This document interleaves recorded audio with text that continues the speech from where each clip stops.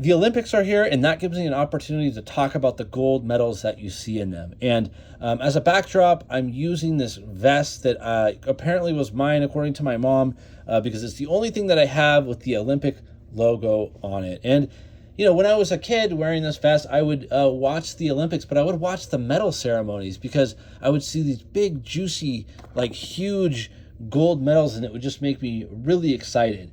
And then my dreams were crushed, possibly worse than when I found out Santa Claus wasn't real. Sorry if any kids are watching. But when I found out that the gold medals were actually silver medals, and they're just plated with about 6 grams of gold. So this 24 karat gold medallion has about the same amount of gold in it than those big gold medals that you see in the Olympics.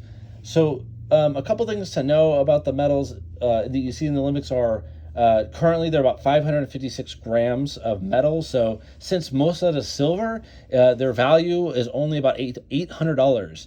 And the gold value of those metals are about $360. But if it was totally made out of gold, it would be worth about $35,000.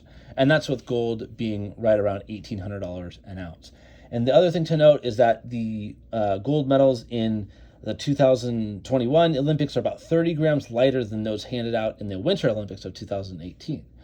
There was a time where pure solid gold medals were handed out once or twice in the Olympics, and that was during the 1904 St. Louis Games and the 1908 London Games. The medals were smaller, and the average price of gold in 1904 was about $18.96 versus $1,800 plus today. So that kind of shows you how much gold has gone up in that time.